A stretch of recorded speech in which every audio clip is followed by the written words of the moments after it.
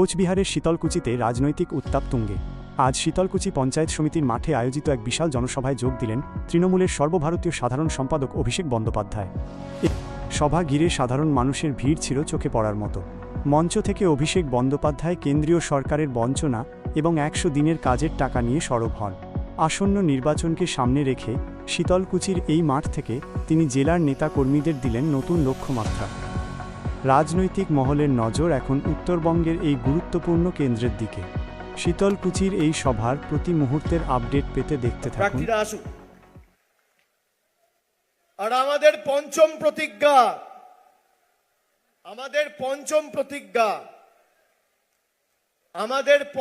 প্রতিজ্ঞা প্রথম কি বললাম? আজীবন লক্ষ্মীর ভান্ডার। দ্বিতীয় বললাম নলবাহিত পানীয় জল। তৃতীয় বললাম দুয়ারে স্বাস্থ্য। চতুর্থ বললাম বার্ধক্য ভাতা। পঞ্চম ৩৬,০০০ মায়েদের ভাইদের বাড়ি দিয়েছে আমাদের সরকার গত ২ বছরে, ২০২৪ আর ২৫। খালি শীতলকুচিতে ৩৬,০০০ বাড়ি দেওয়া হয়েছে। আগামী দিন কুচবিহার জেলায় যত গরিব মানুষ রয়েছে, যাদের সত্যি মাথার উপর ছাদের প্রয়োজন রয়েছে, যারা ফর্ম ফিল আপ করেছে, কেন্দ্র সরকার টাকা দিক আর না দিক, মোদিবাবু টাকা ছাড়ুক আর না ছাড়ুক, বিজেপির নেতাদের চ্যালেঞ্জ, আমাদের সরকার তৈরি হওয়ার পর যত প্রকৃত প্রাপক রয়েছে, যাদের বাড়ির দরকার, সরকার সবাইকে মাথার উপর ছাদের ব্যবস্থা করে দেবে। আমাদের পঞ্চম প্রতিজ্ঞা। আর আমরা কথা দিয়ে কথা রাখি। এখানে তৃণমূল কংগ্রেসের যারা প্রার্থীরা রয়েছেন, পরেশ অধিকারী, সঙ্গীতা রায় বাসুনিয়া, এখানে সাবলু রয়েছে, হিপি রয়েছে, হরিহর রয়েছে, উদয়নদা রয়েছে, সবাইকে যারা জিতেছিল তাদের ব্যবধান বাড়াতে হবে।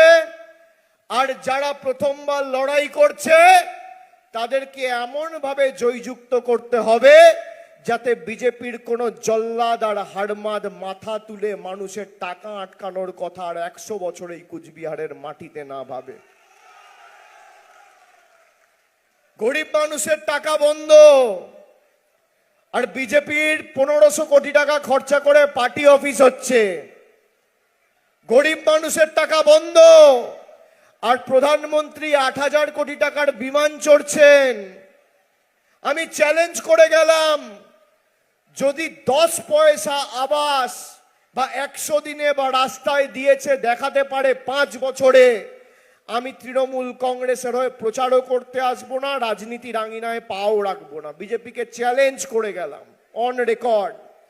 আর আপনাদের অনুরোধ করব, এমন ভাবে আগামী দিন লড়াই করবেন, বিজেপির প্রার্থীরা যখন যাবে বাড়িতে প্রচার করতে, এদেরকে আশ্বস্ত করে বলবেন চিন্তা নেই, তোমাদেরই ভোট দেবো।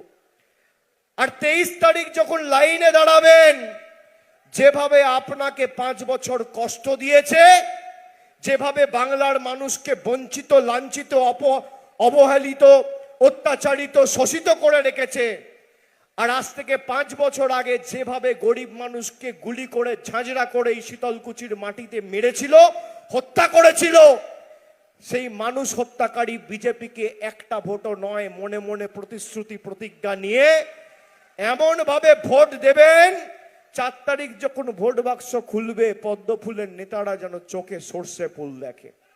এটা সবাইকে সুনিশ্চিত করতে হবে। প্রত্যেকটা অঞ্চলে জিততে হবে।